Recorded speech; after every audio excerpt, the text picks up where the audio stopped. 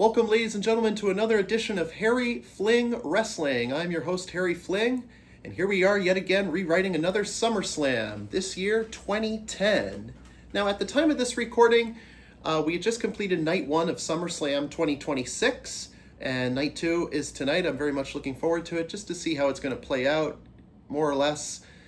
And I'm covering 2010, and what an interesting year for an otherwise not a whole lot of spark of popularity for the company to speak of. Not a lot of it wasn't in a time of peak of popularity for WWE in 2010, as they were in the midst of their PG era, which I know started in July of 2008, and there's a lot of speculation as to one must wonder, when did it exactly end? If you ask me, I think it was 2014. But that's neither here nor there, because today we're talking about SummerSlam 2010 and how I'd rewrite it. But before we get into anything, we need to talk about the biggest storyline that summer in WWE. That being John Cena feuding with the Nexus. Still got the OG t-shirt. I got it Christmas that year. I got my armband. Oh, by the way, I got a tattoo a little while back, New Generation. So yeah, look at this. Sorry, I don't often show off in these videos, but I had to show a little something. All right, there we go. A little fandom there. So Nexus. This goes all the way back to NXT in its game show days, NXT Season 1. This group had 8 young prospects, although one of them was very seasoned and should have already been on the main roster. That's Bryan Danielson.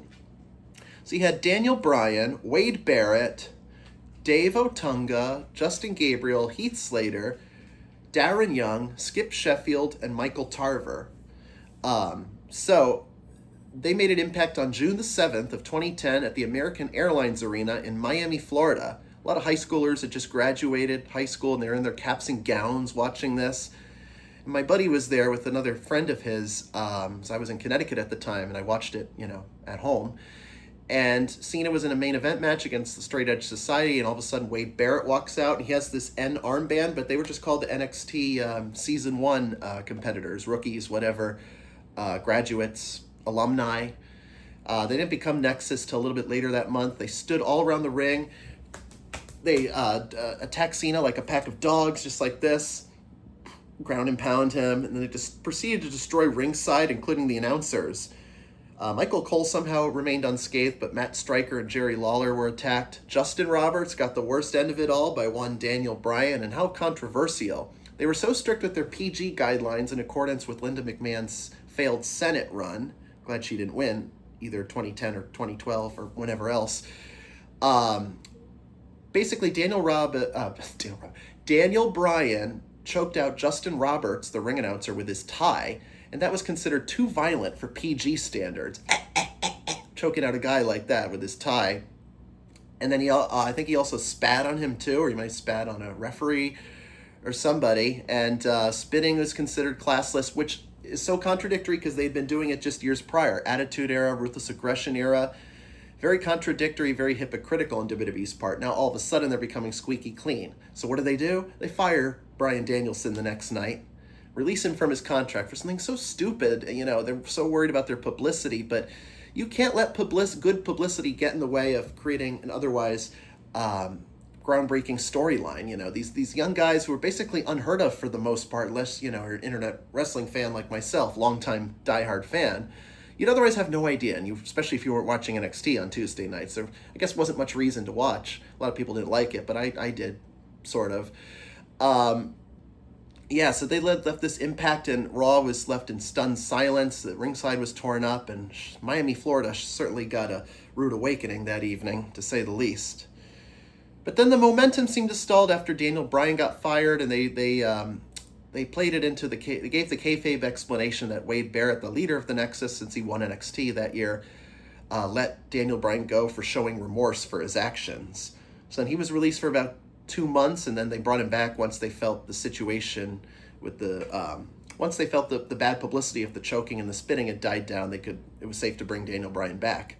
So he was actually in the 7-on-7 main event. But what I'm going to do when we get to that point, because that's actually going to be our main event, I'm going to change some things around. And we're going to get into more detail about that. The Nexus had a good run, but the worst part in real time of the summer of 2010 was they got defeated by John Cena at the end of it all. Chris Jericho on his podcast talked about this. He and Edge were in a disagreement for a good while with Cena around that time about the outcome of SummerSlam 2010's main event. Have Nexus go over, put over the new groundbreaking star Wade Barrett. Instead, Cena disagrees, like, no, I have to win to have a happy ending. Well, come on, you can get that happy ending eventually, but, we have to go through, the feud and the build-up and all that, and that just killed their momentum right away, being defeated in their first big match in the main event of one of the 4 biggest pay-per-views of the year. So, yeah, they had to pivot in other directions for Nexus, but certainly I think things should have ended up being different with Nexus coming out on top. So without any further ado, let's get into it from top to bottom. So the first match I'd have would be for the WWE Tag Team Championship. It would be a triple threat tag team match, so one member from each team can be present in the ring, so 3 men at once. The defending tag team, they were still technically the Unified Tag Team Championships, but around this point, the 2 titles, one from Raw and one from SmackDown, were combined into the penny-looking tag title belts that was renamed the WWE Tag Team Championship. So ugly, those copper penny-looking belts, the black leather strap. And so what I would do here is have the Hart Dynasty, they're the defending champions, take on the Usos and the team of R-Truth and John Morrison. Now, Truth and Morrison were actually in the main event, but I'm cutting down the main event because 7-on-7 I felt was too convoluted, too cluttered. Make it 5-on-5, but we're going to get to that match, don't worry. So Truth and Morrison actually had really good chemistry as baby faces. Morrison was better off as a heel. I loved Miz and Morrison better. I thought he was a bland baby face personality-wise, but as far as what he could produce in the ring, graceful movements and athletic prowess, certainly speaks volumes to what his abilities were. And R-Truth always was great with the crowd as a face and even with the kids, and still is today. He's actually one half of the current tag team champions, WWE Tag Team Champions on SmackDown, with Damian Priest of all people. I haven't been following, so I don't know where that storyline's going. But in this match, it would be no elimination. First person to get the pinfall or submission wins. Hart Dynasty and the Usos had been feuding for a good couple of months prior to this. I was at Fatal 4-Way with my friend, another friend of mine, and on Long Island, and they had a match with the Usos and Tamina. So they'll have Tamina in their corner against the Hart Dynasty with Natalya in their corner. So it was a mixed tag match, and Hart Dynasty won that, and then they also won the tag title match, Hart Dynasty and Usos, at Money in the Bank in 2010. So this time we have a third team here, because that team's been wanting a tag title shot ever since they lost to Show Miz at WrestleMania 26 earlier in the year. So that didn't deter them from not continuing to team together, Truth and Morrison. So you have a lot of good offense from all 3 sides, all 3 teams, especially a lot of athleticism from Morrison, Tyson Kidd, R-Truth. Usos hadn't quite hit their stride yet. They were still kind of a little green. They didn't have the personalities that they have now, especially Jay. Look at how far he's come. Jimmy, he's getting there, but he doesn't quite have the charisma at the level that his slightly younger twin sibling has. Jimmy's a little older than Jay, by the way. David Art Smith would be the strength and the brute force in this match, because he was a good technical worker, but wasn't very quick on his feet, and that was better left to Tyson Kidd. I'd have the Hart Dynasty come out on top in this match. Either Kidd or Smith go for a sharpshooter on one of the Usos. And that way, because the Usos, it's too early to give them the belts, so I'd keep Hart Dynasty with the tag straps. And Truth and Morrison, they could eventually win it, and maybe not. I hadn't really thought through, honestly, long-term booking for them. But I know they're going to break up the next year because Truth's going to turn heel eventually. But without them getting pinned, they can still look strong. They lost, they were defeated, but they weren't getting physically pinned or made to submit. So they go down in defeat, but certainly not under the worst possible circumstances. So that'd be a nice, fairly 10-minute long opener, and that's that. So that's coming from the Raw brand. So mind you, we're still in the brand extension, even though it's kind of loose. I use that term loosely because people were starting to appear on one another's shows around this time, so what can I say? The next match coming from SmackDown would be for the Intercontinental Championship, which actually happened in real time. Newly crowned champion Dolph Ziggler defending against the former champion Kofi Kingston. Now, as I talked about in my Common Opponents video that I made about maybe a year ago at this point, it's been a long time ago now, Dolph Ziggler and Kofi Kingston were some of the best 2 athletes I'd ever seen go up against one another. And they are incredible. There's no question about that. and their chemistry, their styles are perfect. Dolph, he can be a high flyer 1 minute, he could be ground and pound submission the next. He uses a lot of great psychology and a lot of charisma, especially when he was the show off and doing like handstands. Kofi, on the other hand, has a lot of pizzazz with his super athletic, high flying prowess, and I just think the two styles complement each other so well. And I could watch these two go out all day. And a lot of people get sick of them, but that's okay. But yeah, it'd just be your standard fare with the two, and the aforementioned styles clashing. And Vicky Guerrero would be in Dolph's corner. She was his newly acquired girlfriend at that time. And yeah, so Dolph would win, but I think he'd cheat to win. He'd grab the tights, use the ropes, something like that. But what happened in real time is Ziggler did get the Duke, but it ended in a no contest because randomly Nexus interfered and cut a promo after about 6-7 minutes of stale action from these two. They didn't have the best match that night. It was not one of their best performances, but they more than made up for it in the future. Their best performance was an episode of SmackDown, January 7th, 2011. I already talked about that in my Best SmackDown Matches video from several months ago. So, Ziggler would win, and we move on to the next match, which is also from the SmackDown brand, and this one happened in real time, and I keep the result exactly the same because I just couldn't think of anything better. Big Show taking on the team of the Straight Edge Society, CM Punk, and his subordinates Luke Gallows and Joey Mercury. I can't speak today. Get tongue-tied easily.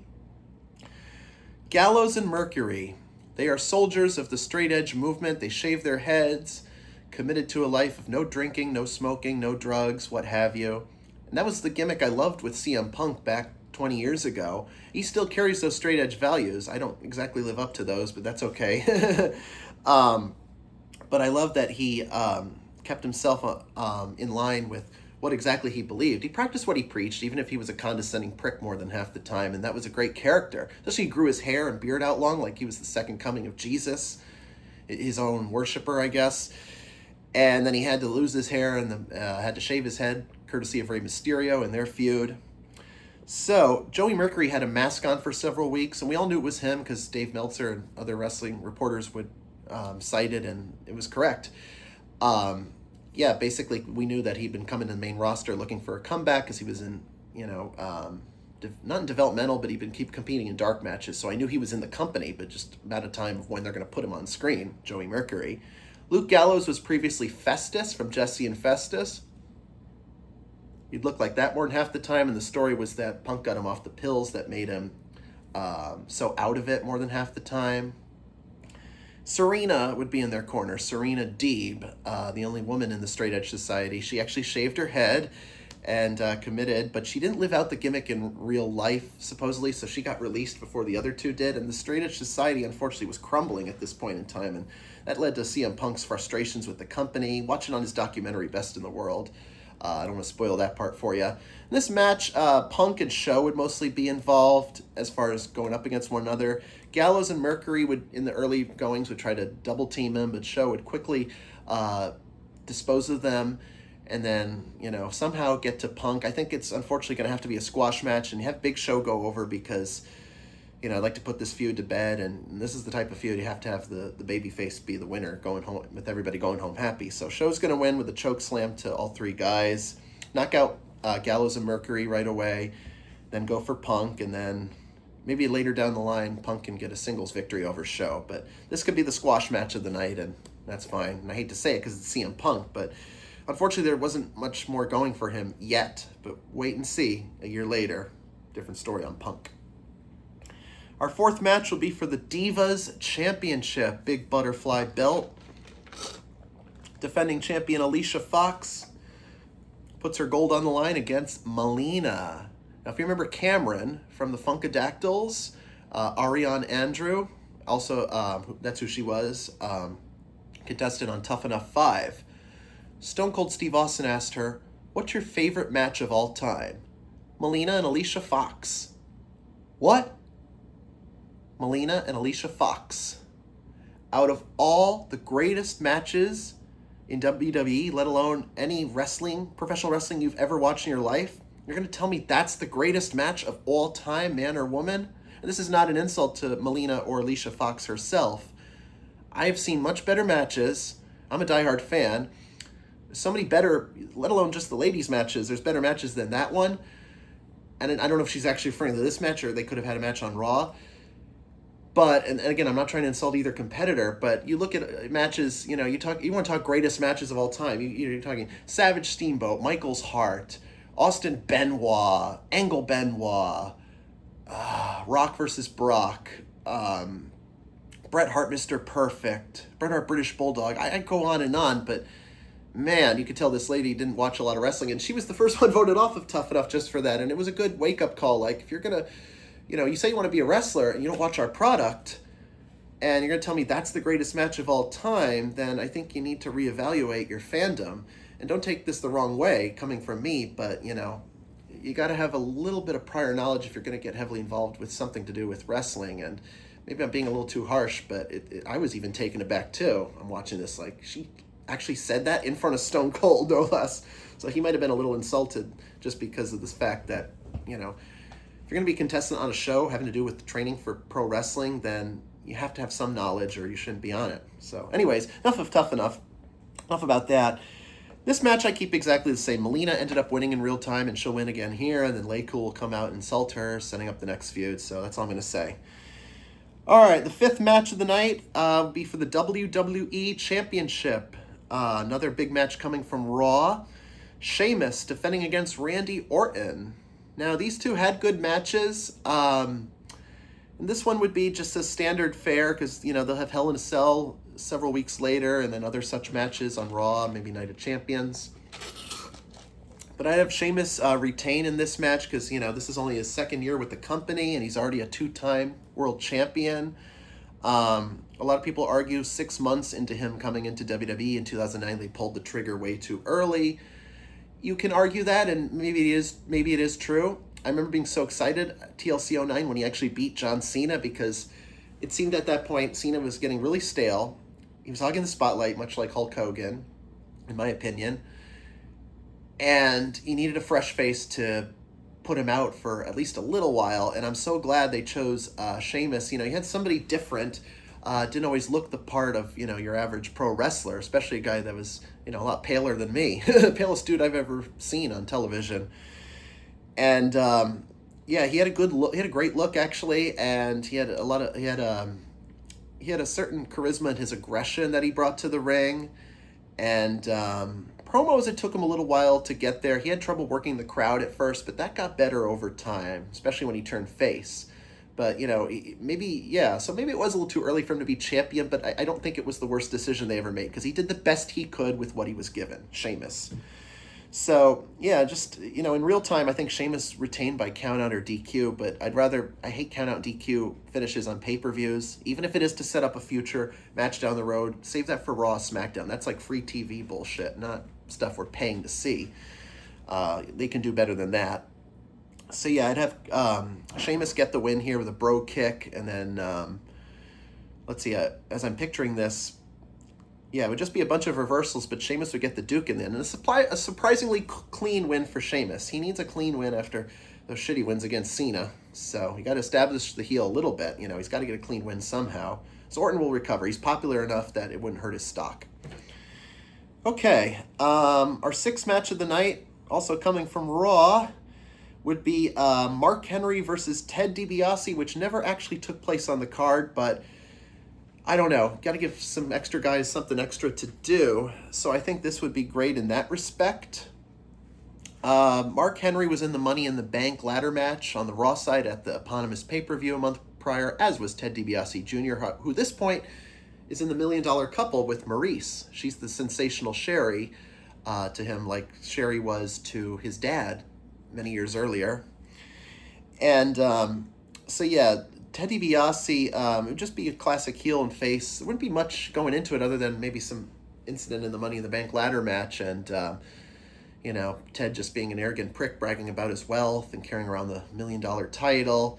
Mark Henry could be one of those guys like, hey, I had enough of you bullying people backstage and, making fun of people just because of, how much money you have and you think you're better than everybody. It could be something as simple as that, and this is just be a time killer, so no more than 5 minutes in this match. I have Mark Henry go over with the World's Strongest Slam, and that's only because they've got big things for Henry within the next year when they turn him heel and draft him over to SmackDown.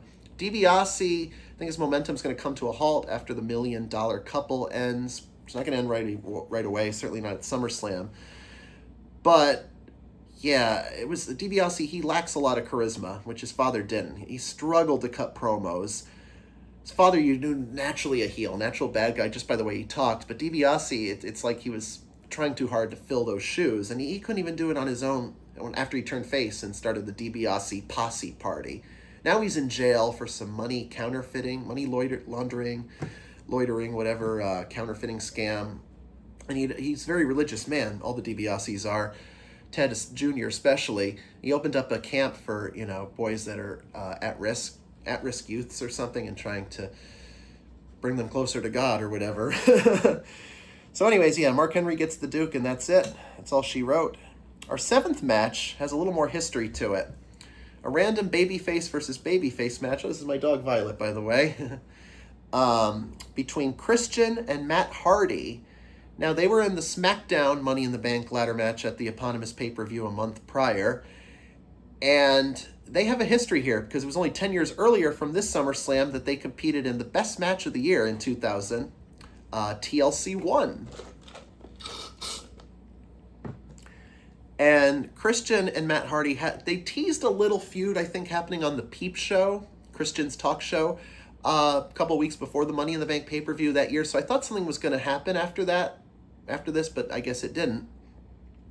Christian could talk about, Matt, you've been here for so long. We've been here for so long, and, we've strived in the mid-card. We need something better. And then, they could slowly make their way into the world title picture. Matt Hardy was unfortunately let go around this time after SummerSlam, like in the fall of 2010. He lost a match to Del Rio. In October of 2010, he was released for good until he came back in 2017.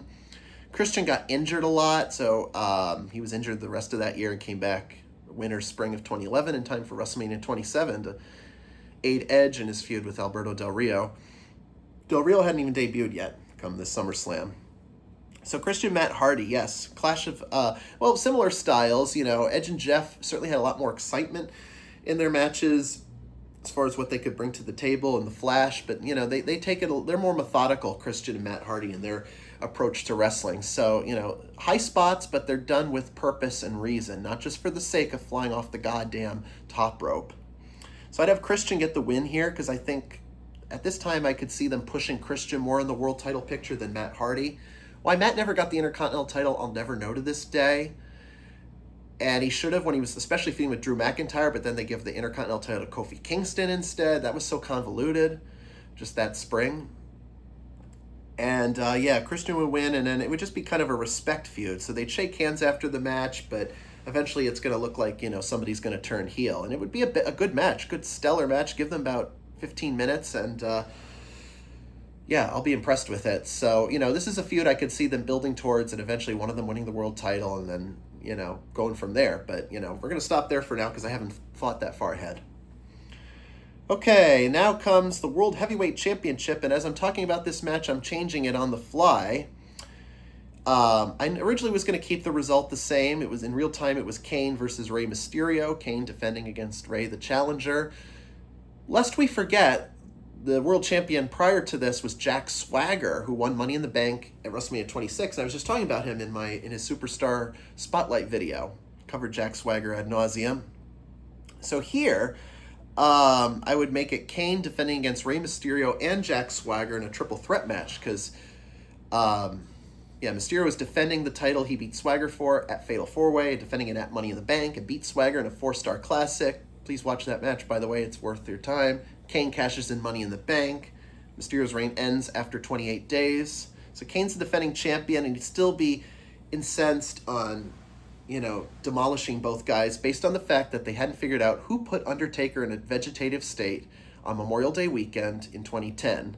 Stupid storyline, but it turns out that Kane was the one who did it all along. Kane will bring out a casket, and he's going to make short work of both guys, especially Rey. I keep Swagger in the match just because, you know, he's the former world champion and SummerSlam's about to approach, and leaving him off the card would be kind of an injustice, and then you could do whatever with him after. And this will be his exit from the main event title picture.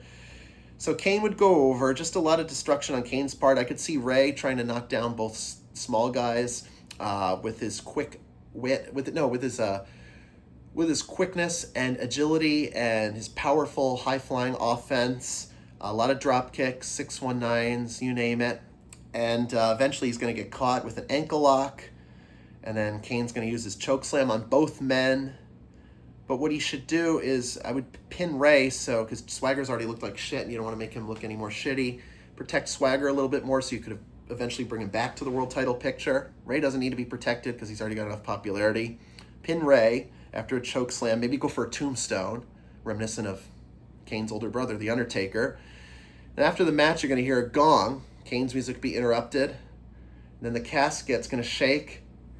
And then up from the casket, Taker arose. Oh my God! Taker will get on the mic. It was you who put me in that vegetative state. And that'll segue nicely into their feud throughout the fall of 2010, which wasn't the greatest feud. The matches were pretty shitty, maybe except for the Buried Alive match at Bragging Rights, and then they had Nexus involved. And again, it's neither here nor there right now because I don't want to get sidetracked. But that's what ended up happening. So we'll revisit that another day. Kane retains tonight. Good for him. All right, our penultimate match, also from SmackDown. It's a random tag match. No tag titles. We already had the tag titles defended, and they were all Raw guys. A tag team match. A random pairing of MVP and Chris Masters, who by this point don't really have a lot to do on the main roster. So I'm going to put them in a tag team against the newly formed The Dashing Ones. Dashing Cody Rhodes and Drew McIntyre, who wouldn't form a team, let alone win tag team gold until a month later at Night of Champions. They were just formed on the fly in that tag team turmoil bout at 2010's Night of Champions and ended up winning, being the surviving team. McIntyre, coming off the heels of being protected by Mr. McMahon as the future world champ, he no longer had the preferential treatment from Mr. McMahon at this point in time, since McMahon was kayfabe taken out by Nexus. So McIntyre is under Teddy Long's thumb, so Teddy can do whatever the hell he wants with him. Can't overrule Teddy anymore. Cody Rhodes had just adopted a new gimmick, being drafted from Raw to SmackDown, post-Legacy. Legacy's already broken up, and keeping him on Raw would have made no sense because he's not going to team with DiBiase anymore, and they're both heels, so they're not going to feud anytime soon. So, they kept Cody as a heel since he's naturally great as a heel, so he's much better than that as a face. Stale baby face now, by the way. Dashing Cody Rhodes, like the model Rick Martel, he was so obsessed with his looks, kind of like what Tyler Breeze would become a few years later. Every little zit or every little mark that was on his face he had to clear up, and he always had a mirror in front of him. Whoa, you're only smoking mirrors. So anyways, yeah, we start the match, and it's just standard, tag team fare. Rhodes and McIntyre, I think, can mesh well together, and Dashing only applied to Cody Rhodes, but Drew McIntyre is also a good-looking guy, so I'm sure he would do well with that moniker as well. So the Dashing Ones, it could have worked, but WWE didn't give it enough time to play out. Definitely give them the win here against MVP and Chris Masters. MVP was really petering out, and he was getting frustrated himself creatively, and wouldn't be before long he'd be out of the company. Chris Masters, I already talked about him in his superstar profile video. They could have done more with him, and he was getting better in the ring, but the babyface, he lost a lot of steam because he was so green when they were heavily pushing him back in like 05, 06 as a heel, obsessed with his looks. But now in 2010, he's just a lower card babyface, so it's harder to take him seriously in that respect. So yeah, this is unfortunately what he's good for now. Okay, main event time. Instead of 7-on-7, this is coming from Raw, by the way, this would be a 5-on-5 elimination tag match. Team WWE, captained by John Cena, alongside Chris Jericho, Edge, The Miz, and a mystery partner. And that mystery partner is Daniel Bryan. He had this theme song. It sounded like what Dean Ambrose's theme song would become later on. It was called Rage A or something. Daniel Bryan even said, Miz, at least you have cool rock themed entrance music, and I have a piece of heavy metal music that even I can't identify that I walked down to the ring with. Oh, self-deprecating Daniel. And in their corner would be none other than WWE Hall of Famer and former Raw GM and former US champ at this time, Bret the Hitman Hart. I love Bret coming back, burying the hatchet with Shawn, at least on screen, and then having his little feud with Mr. McMahon, which was a shitty-ass match, but Bret should never be they shouldn't be putting Bret in the ring. It's nice they gave him that little phantom run with the US title, but they shouldn't have had him wrestle any more than that. The guy had a fucking stroke a few years prior to this, and Vince McMahon actually reached out to him. He cared enough to do that, so kudos to Vince for that, even though he's, for the most part, a selfish guy and egotistical, at the very least. But yeah, Bret shouldn't have been physically involved, although he looked good because the other guys were protecting him. And what Bret was, I don't think he even hit 60 yet. Yeah, he was like 55 maybe around this time. No, 53. He was 53. He was born in 57. So their opponents would be the Nexus. Only 5 members out of the 7 will be competing, and they are team captain and leader Wade Barrett, alongside Justin Gabriel, Heath Slater, Skip Sheffield, the future Ryback, and Darren Young. Now, I'd make a storyline. You also had David Otunga and Michael Tarver in the group. Dave Otunga is one of the worst competitors I've ever watched in the match, most uncharismatic personalities. He's annoying to listen to on commentary. He's probably one of the worst people I've listened to. He's slow and prodding and sloppy as hell in that ring. He should have been the first one gone from this competition. But I get it. He was married to Jennifer Hudson, so he's using his position as being married to a celebrity A-lister, that's what he's called, A-list, to be in the company as such. I would have him, this would have been the perfect time to start his lawyer gimmick, like he did in 2012 with John Laurinaitis. He was the legal counsel to Johnny Ace. Otunga could have wore his bow tie, had his little coffee thermos, and could have been all dressed up and could have been legal counsel for Nexus, similar to what Clarence Mason was for the Nation of Domination many years earlier. And Otunga could have been the corner man like Hart is for Team WWE. He could have done that for Nexus. Now, Michael Tarver, I'd create a suspension angle. He was not great in the ring either. I liked his, knockout punch, his MMA look that he had, but it didn't translate well to the ring. Kind of like Sylvester Terkay. They had a good look, and they had, they fit the mold as far as that tough guy appeal is concerned. But that's about where the similarities end, the good things end for both Sylvester Terkay and Michael Tarver. They just couldn't cut it, and MMA was actually more popular than WWE at this point in time, Brock Lesnar being in the UFC, so I thought that would have resonated well, but I guess it didn't. So Michael Tarver, we create a suspension angle, like he was going overboard in one of Nexus' attacks, and eventually the anonymous GM would suspend Tarver for doing such and such thing to Cena, could have been something similar to like a stabbing at a nightclub, or maybe not to that effect, like what happened with Carlito and Jesus to Cena in 2004, but yeah, that way we'd keep him out. But wait, it's going to get better because Tarver will actually be there. He's going to interfere in this match. So right away, after Miz comes out, Nexus will come out first, then Team WWE. Miz will come out, Cena, Jericho, Edge, and then Miz, and then all of a sudden, the 5th member of Team WWE, this is Cena talking. Miz, this is somebody you know very, very well, and he's very excited to see you tonight. He's got a lot of history with you fairly recently. I'm talking about Daniel Bryan. What? Michael Cole? How does that nerd even get back on TV anymore? How dare he? And Miz is shocked. He's holding Money in the Bank at his U.S. title. He's the U.S. champion, by the way. Daniel Bryan comes out like this. But not tonight, because we're teammates. Goes right away. I'd have him eliminate Darren Young. Darren Young was basically the weakest link of the Nexus. Tap him out right away like he did in real time. Young's eliminated. Eventually, Miz and Bryan are not going to get along, so they're going to battle it outside and both get counted out.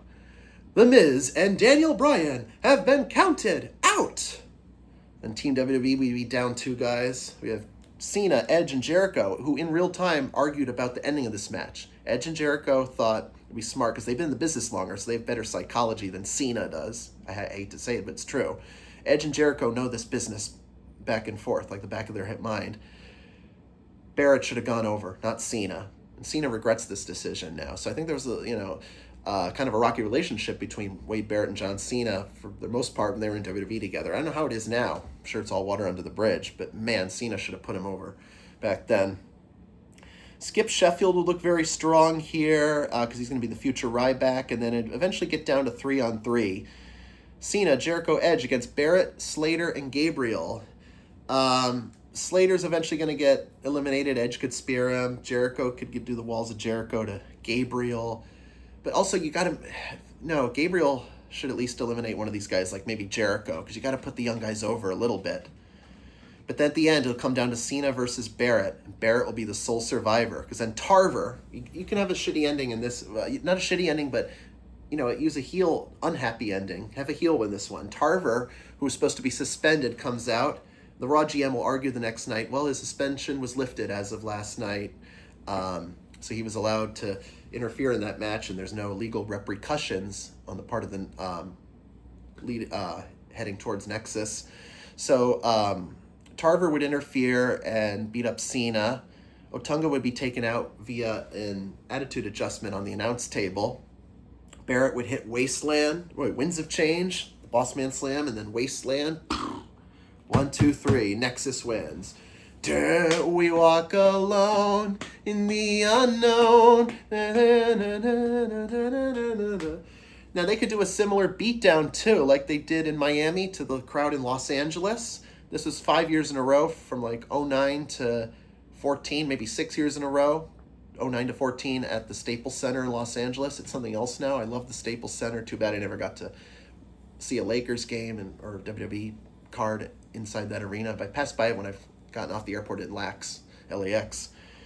Actually, that would be great if they could just end it with some destruction of some sort. And, their new shirts they were debuting, put that in the armband over Cena. And this could be further symbolism for, at a later date and time, we'll have a match where if Cena loses, he has to join Nexus. And that was actually Hell in a Cell of 2010. The only time Nexus ever got the Duke over Cena. Cena had to join Nexus, but they wouldn't give Cena the shirt. They gave him the armband, and he kind of wore it down here because he still kept the purple one, I think, up here. Oh, it's my arm with the tattoo, yes. So, that would be some great foreshadowing. But unfortunately, because it was PG, they're carrying to the kids, they had to go the Hulkamania route and make sure the good guy came out on top, the babyface. And it's the same old shit we've seen, same old crap with Cena, and it needed to change. And this would have been the time to do it, and WWE didn't, so I was fucking pissed.